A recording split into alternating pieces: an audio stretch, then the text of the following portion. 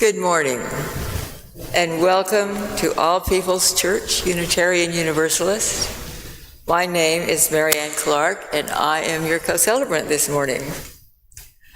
Our Sunday service is a shared time of worship for all present as we gather for music, spoken words, a time of reflection and inspiration as a religious community. Let us come together in a spirit of compassion and respect for ourselves and others attending the service. We especially welcome those who are visiting today. If you haven't already done so, please sign in at the visitors table by the front door, where you can be placed on our mailing list to receive weekly emails and a monthly newsletter. Before we continue on to worship, we have several announcements, and the first one will be from David Bindy.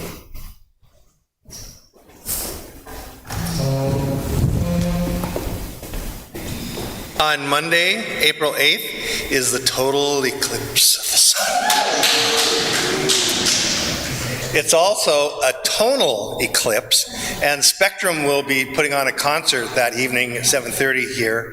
And please, there's posters out in the lobby, so please take them with you, put them on bulletin boards, put them at your work, pass them out. Anybody that you know that likes classical music, it's just a fantastic thing.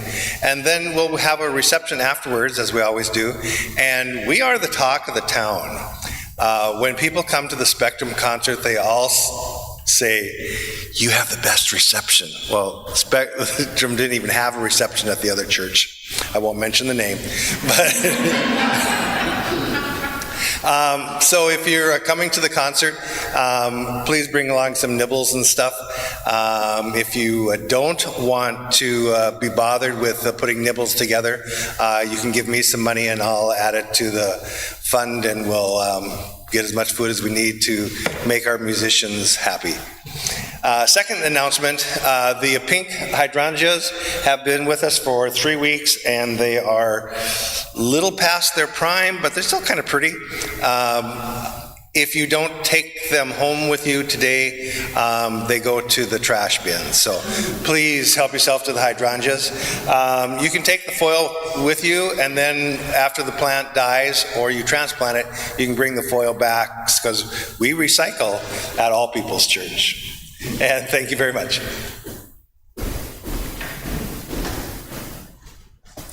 Thank you, David. Next week, Easter Sunday, March 31st, we will hold a food hunt to benefit our longtime partner, East Side Ministries. It's like an egg hunt, only involving shelf-stable, non-perishable food. If you didn't bring shelf-stable, non-perishable food, try saying that fast 5 times.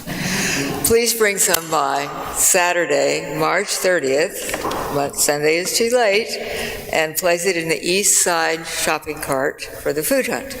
Cans are okay, but please also bring lighter items like pasta, dried beans, rice, that are easy for our little ones to carry. Our final announcement is to welcome Lori King Nelson. Lori is frequently both in the pulpit and in the congregation at All People's Church. Lori holds a Master of Divinity from Bright and has enjoyed a real affinity with Unitarianism. Welcome back to the pulpit, Lori.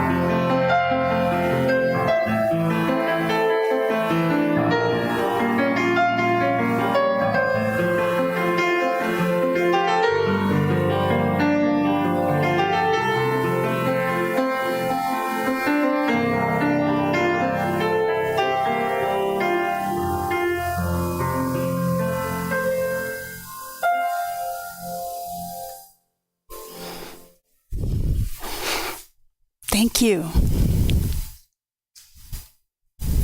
Let us bring ourselves into worship. We are called to take one another's hand, to walk life's journey together as beloved community. Where you are injured, so am I injured. I cannot be whole without your wholeness, because what transforms one transforms the other. We are one.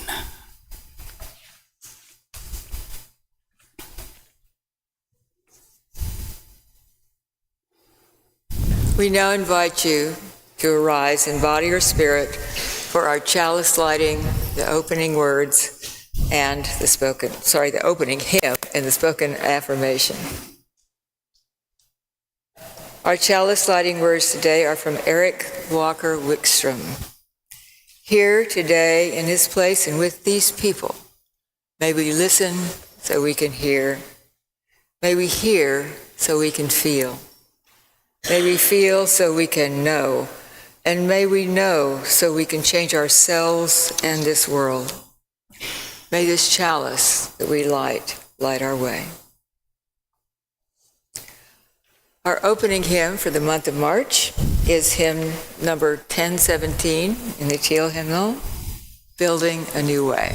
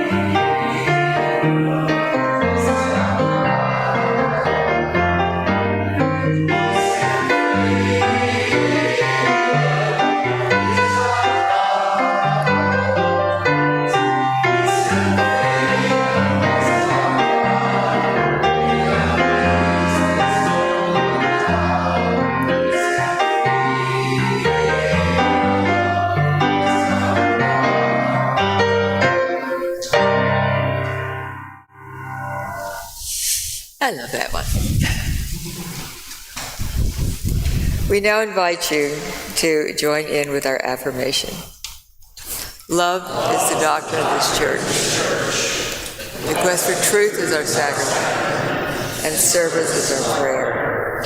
To dwell together in peace, to seek knowledge and freedom, to serve others in community, to the end that all souls shall grow into harmony with creation. Thus do we covenant with one another. Please be seated. The young and the young in heart are now invited to come forward for our time for all ages here at the front of the chancel. There may not be any young, well, all of us are young. We work. So I just wanted to talk a minute this morning about the different ways that we serve the needs of those that we are in community with. I'll be talking a little more about that in later. But one of the things we do is make a choice as to where we're going to put our energies.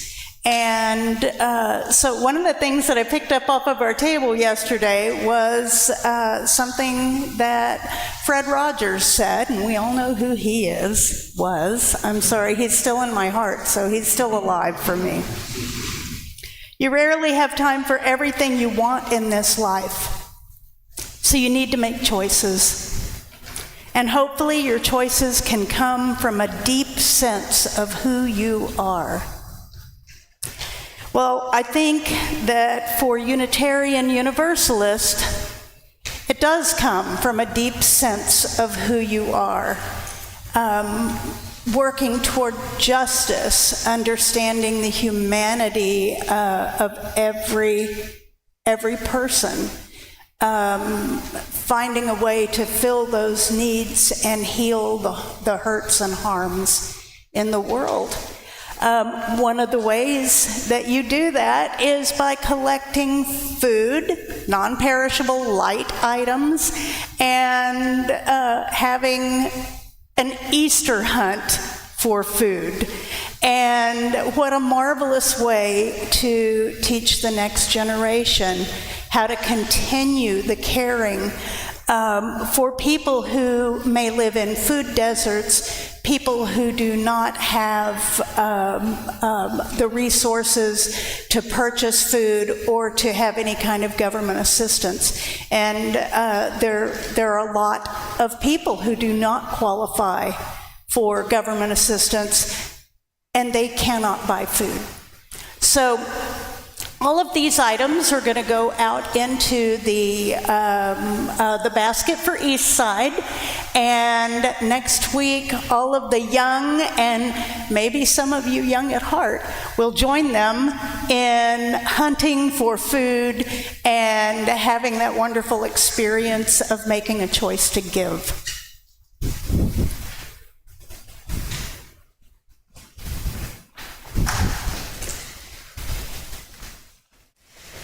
Well, we will now sing the Young at Heart out. The hymn is number 414 in the black hymnal.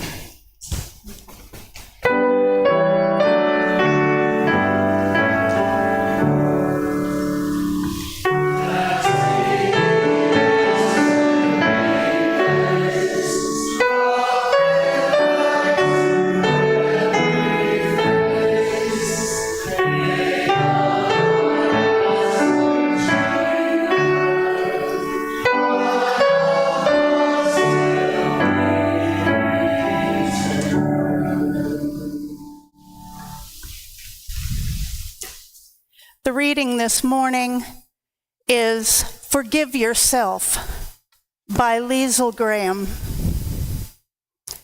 Put yesterday down outside the front door and leave tomorrow by the window. The light will shine on it soon enough.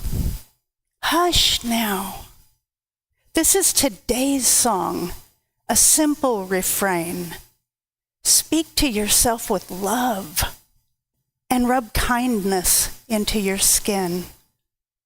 See, the wildflowers are waiting to bloom from all your broken places. Forgive yourself.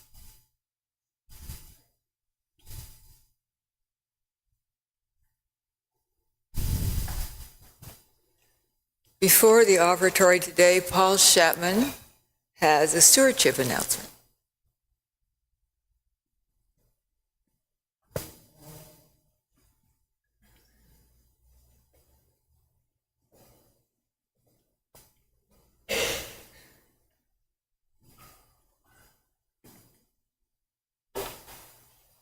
Good morning.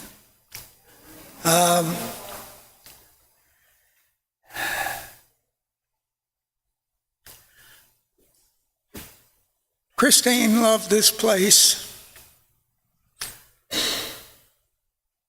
and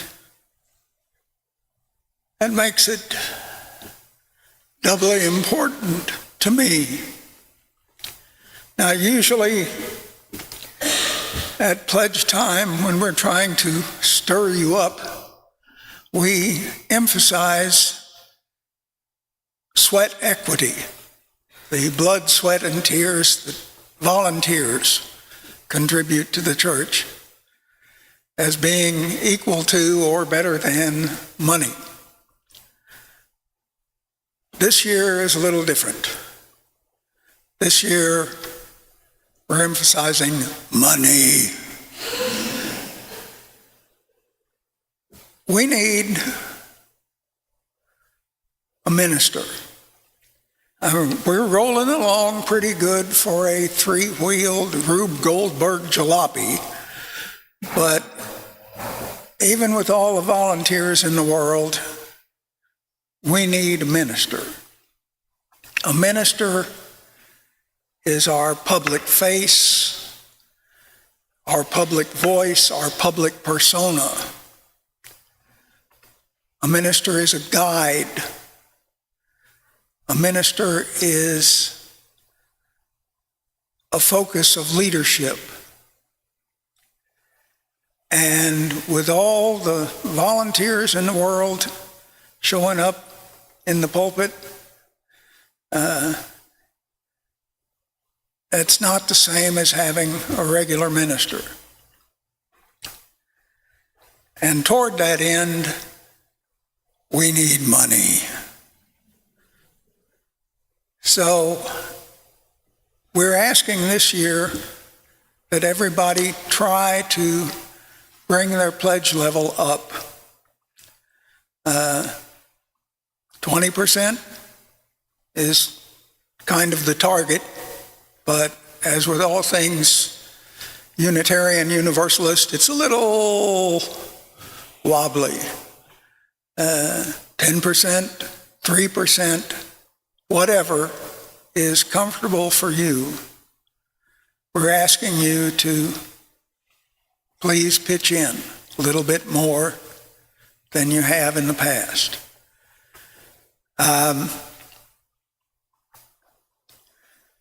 We hope that this will give us a minister, because another thing a minister is good for is putting seats in the seats. And the more seats we have in the seats, the more money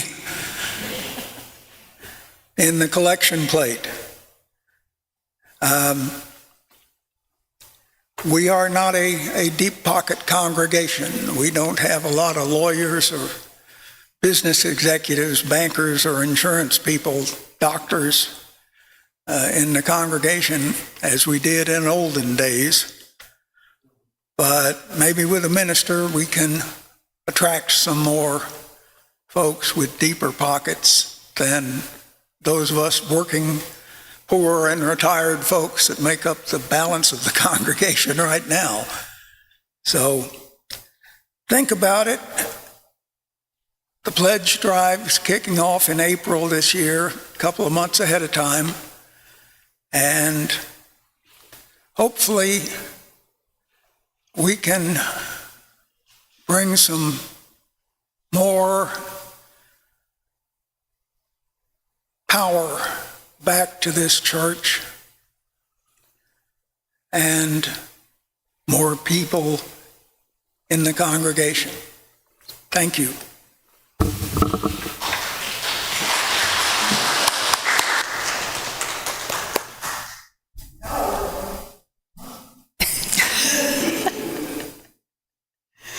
Each Sunday, we take half of our non-dedicated cash offering, that's the part that's not in your pledge, that is received, and share it with a local organization whose values and goals reflect our own.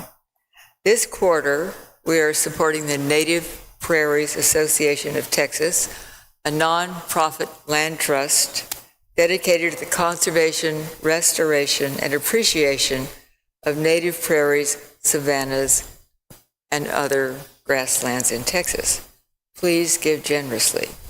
If you prefer, donations can be made using the QR code that's on the back of the order of service. And if, like me, you have no idea what to do with this, find a 12-year-old that can tell you.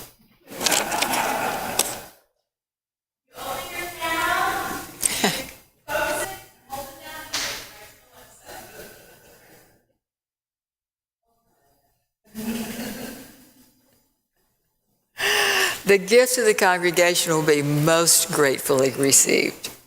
Will the ushers please come forward?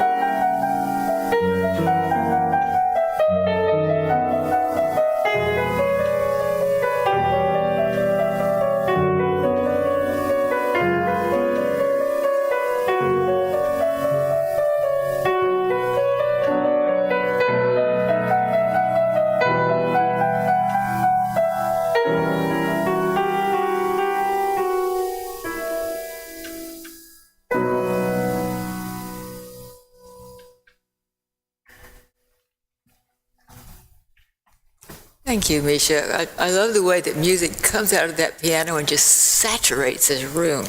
Incredible. Please join me in our next hymn, hymn number 119, Once to Every Soul and Nation.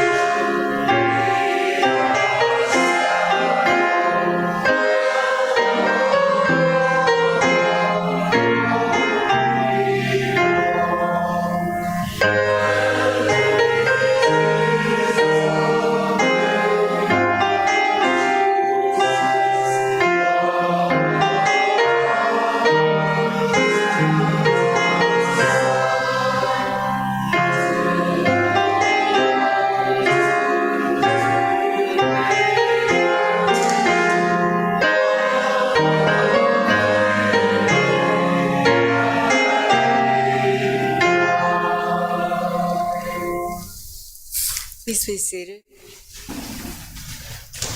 At this time in our service, we pause to give time and attention to the things in our community that are important to us.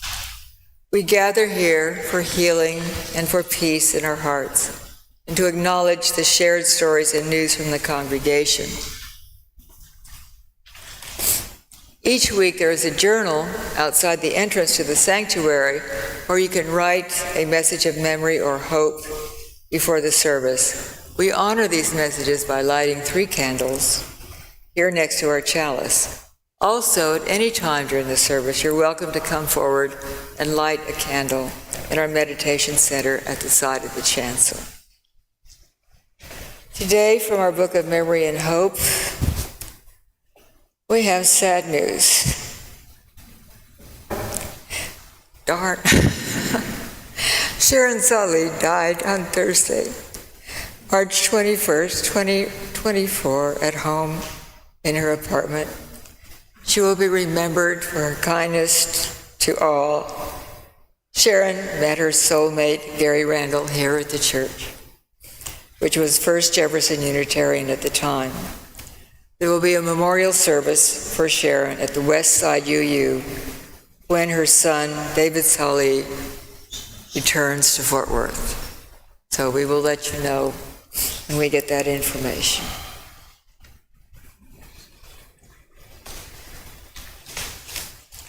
Let us open our minds and hearts to the place of quiet, the silent prayer for the healing of pain, and the soft, gentle coming of love.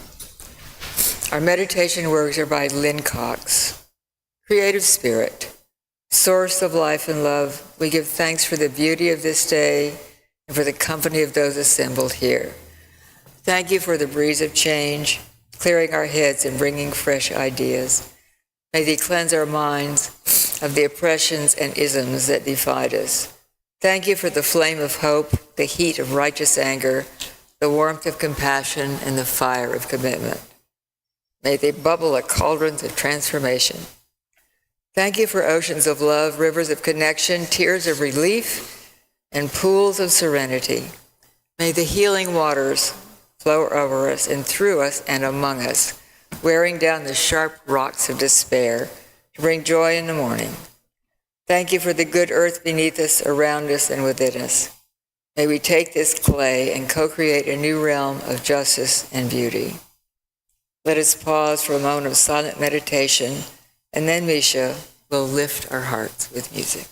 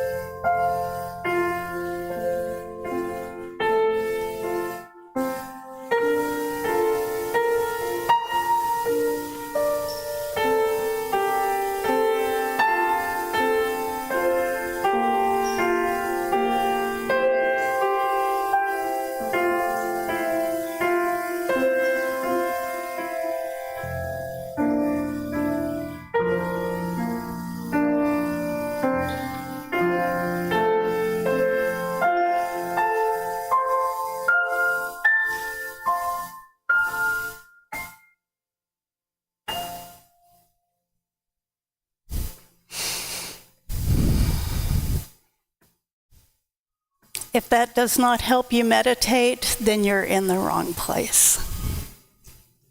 Thank you so much. I am assuming that these shoes that are up here are part of maybe a march for justice. I don't know, but they're adorable, and I think they're a perfect way to look at what we can do with our feet. So I had a picture on my phone that I was going to share with the children, but y'all were too far away, so you wouldn't have been able to see it. But it's one of my favorite pictures of my animals all sharing breakfast. And so there's a bowl of corn and whatever else we had that day. It was French fries and stuff. The chicken's head is down in the bowl. The pig has like a biscuit or something over here, and Quackers, the duck, is just shining with a big French fry sticking out of her mouth. And I thought that the kids would enjoy seeing that. And part of that was to lead into talking about a new term I learned just this morning. We're used to talking about food deserts. But there's something deeper in a justice movement called food apartheid. And that is a preferred term to food desert because it highlights the political reality of food insecurity. Food and agriculture is deliberately not made available to specific communities. For example, Black, brown, low income, and indigenous communities. So the food justice movement works to ensure universal access to nutritious, affordable, and culturally appropriate food for all, while advocating for the well-being and safety of those involved in the food production process. So I think it's important to remember those things as well as we are collecting food and passing it on to Eastside, okay? So now y'all learned a new term with me today. And I think that y'all need to find someone else to talk about money because Paul is just too shy about it, really. Although yesterday we heard some really shy people also, didn't we? Everyone was saying that the number one thing they need is money to help fund their movements. And they're right. Money can go a lot further than what one person can do.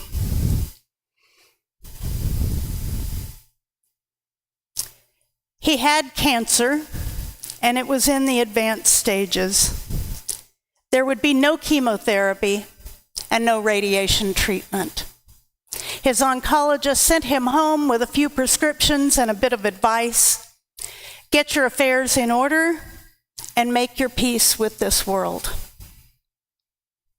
Within 2 weeks, he was moved to a hospice care facility where his pain could be controlled. Family and friends were encouraged to visit before he was too heavily medicated to recognize them, but no one came. That was when our conversations turned to his regrets, his bullying of others, his aggression to those close to him, his estrangements from family and friends. As his death loomed before him, his mind replayed every terrible thing he had ever done. Every time he had berated his sons, every hand lifted to strike his wife, every drunken argument with friends. I sat next to his bed as he poured out one story after another, trying hard not to let my face show what my heart was feeling. In the end, he decided that he did not deserve forgiveness. Now, I'm not going to lie. I had a strong dislike for the man. What I came to learn about him during those final visits was that his anger his violence, his bullying and aggression were the behaviors of a man whose spirit had been broken. First, by a stepfather who was cruel and demanding, never allowing him to feel he was good enough or manly enough or tough enough. And then by a war where he saw acts of horrifying violence that replayed in his mind over and over. On his deathbed, he spoke of these horrors, having never shared them previously, and always holding within him the guilt of what he considered to be his inaction or inability to stop the violence around him. Moral injury. At its core, moral injury is defined as the damage done to one's conscience or moral compass when that person perpetrates, witnesses, or fails to prevent acts that transgress one's own moral beliefs, values, or ethical codes of conduct. This violation of conscience can lead to psychological, social, ethical, and spiritual issues such as shame and guilt, as well as a continuing struggle to trust in the morality of oneself or others around them. It may also lead these individuals to question their faith and spirituality, perpetuating a cycle of mistrust and doubt. And moral injury isn't just restricted to veterans and service members, although that's where much of the research has been done. There are no shortages of examples. Those who lived through the battles during the Civil War, those who came back from the 2 world wars, and then later Korea and Vietnam and Iraq and Afghanistan, and the many, many unnamed conflicts and missions kept secret from us. I'm sure you've heard people in your family talk about grandpa or uncle so-and-so who was never the same after the war. And they weren't the same. They had seen things their mind and conscience could not justify. But even that isn't everyone. Slavery, the Holocaust, the Crusades, Ukrainians forced to watch their loved ones raped, tortured, and murdered, the horrors seen by Israelis and Palestinians alike, and now the famine. I can't imagine what every single day looks like to them. Do you ever get used to seeing death all around you? And then there are those who are trafficked, forced to endure things we can barely comprehend. Survivors of 9/11, survivors of the slaughter in Russia, first responders, medical personnel, anyone who has had to make decisions that saved some while others died. Migrants who have continued on as others drown while crossing a border river, just trying to get their children to safety. The effects of moral injury can include feelings of guilt, shame, anger, sadness, anxiety, and disgust. Beliefs about being bad, damaged, or unworthy. These are self-handicapping behaviors. Loss of faith in people and avoidance of intimacy.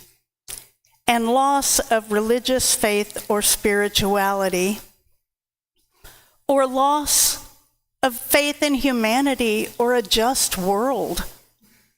Those effects can be lifelong and are passed on to those injured by those who are injured.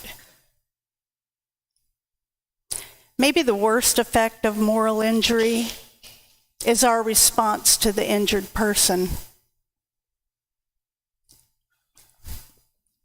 Because the trauma has often created severely negative behaviors, we can find ourselves making judgments and then distancing ourselves from them. kind of like having the privilege of turning off the news when it gets too heavy. What happens then? Nothing. Nothing ever changes because it's easy to decide that someone is just mean or shady or a psychopath and move on. But what happens when we ask why?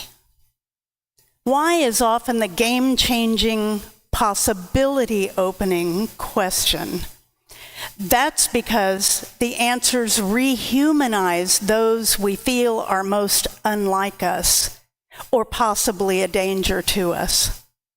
Why often leads us to the grief, abuse, trauma, mental illness, difference, socialization, childhood, scarcity, and loneliness that made them who they are. Because we know none of us are born like that. Also, why makes it impossible to ignore that we might be capable of similar transgression in similar circumstances. We really don't want to see that. Yeah, demonizing is more efficient than relinquishing our world views. And maybe that's why we had slavery and Holocaust and lynchings and witch trials in our short human history. Why can be a revolutionary question, but it requires a sincere desire for healing of those who are fractured and a sincere desire to create a world in which conflict and trauma aren't the center of our collective existence. We have to practice something new, ask different questions, access again our curiosity about each other as a species. Ask why. Helping someone find their way to self-forgiveness is proven to be the greatest step the morally injured can make.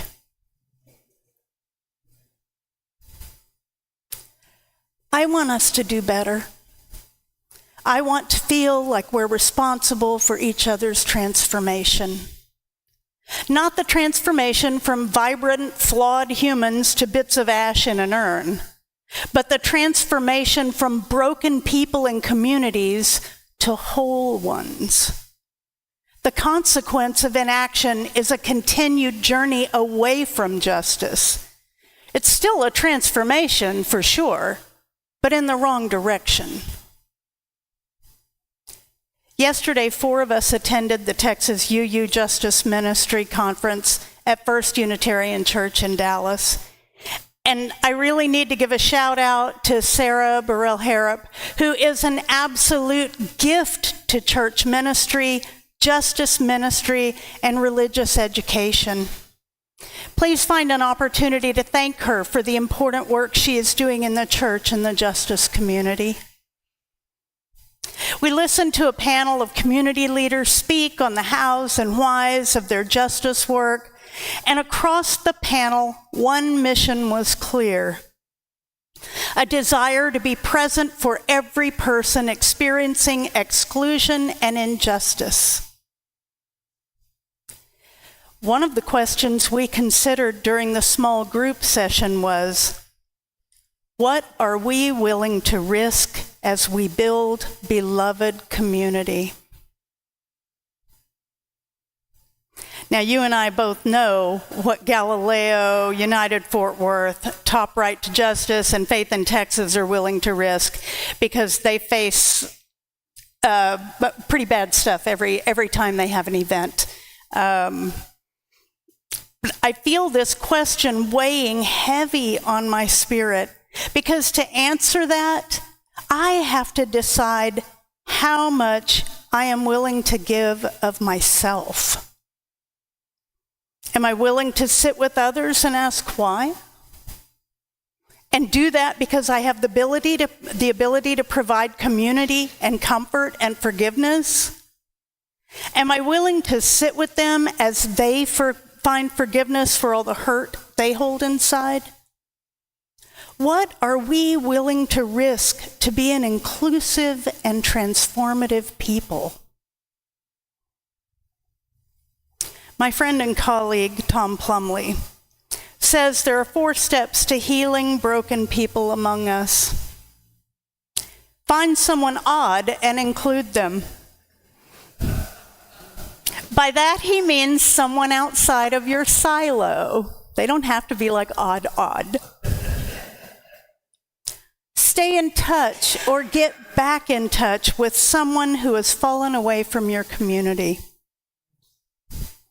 Change your perspective on something or someone. The last step is to find something not to say. He says, sometimes we talk too much. We text too much. We post too much. We feel like we have to say too much. Not to say we should stifle our opinions or be silent about pain or injustice. Sometimes we should replace our words with silence or action to hear what is going on with another person.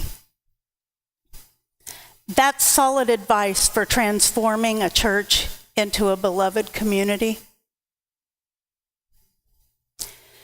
Today is Palm Sunday. In my previous life, it meant telling the story of Jesus riding triumphantly into town, people laying palm leaves down ahead of him as a sign of respect and welcome, Hosanna playing as the choir sings and the organ blares. Jesus, who probably saw more than his fair share of trauma, the poster child for transformative love, the guy who sat with hurt people who hurt people, the guy who probably asked himself what he was willing to risk as he built beloved community. There are so many wounded people in the world, in our country, in this community. Imagine for a moment if we welcomed everyone into our community with palm branches and singing. And it doesn't matter if we're standing in the legacy of Jesus or the Dalai Lama or Martin Luther King or Reverend Barber. The message is the same. The right path is the one that provides a loving and welcoming space for healing and forgiveness and for transformation. And that's the UU way.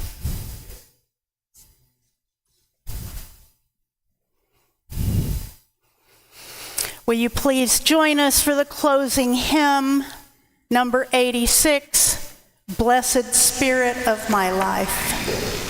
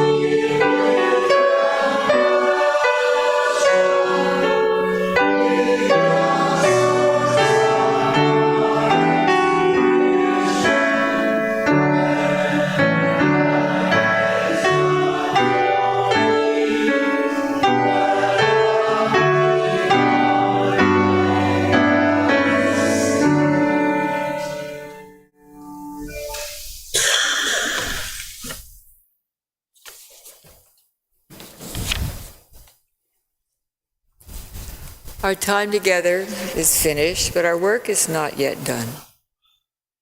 May our spirits be renewed and our purpose resolved as we meet the challenges of the week to come. The chalice flame is extinguished until once again united by the strength of our communion. Go now in peace. Before I give you the benediction, I want you to know that one of the reasons I keep my phone off during service is because I get 10 million texts and calls asking for money. We heard someone speak about that yesterday, and so I want to share that. They said, every time you get a text from a politician asking for a donation, donate to us. Whatever they're asking for, donate that to us. Donate to All People's Church. What? Hyper-local, that's right. I thought that was really brilliant for sure. So remember that. Next time you get a text, we expect to see some money coming into the church. Our benediction comes from Laura Jean Truman. Keep my anger from becoming meanness. Keep my sorrow from collapsing into self-pity. Keep my heart soft enough to keep breaking. Keep my anger turned toward justice, not cruelty. Remind me that all of this, every bit of it, is for love. Keep me fiercely kind. We ask that you join us in the library for refreshments and conversation, and I hope you go forth and have a holy, WHOLLY, wonderful week.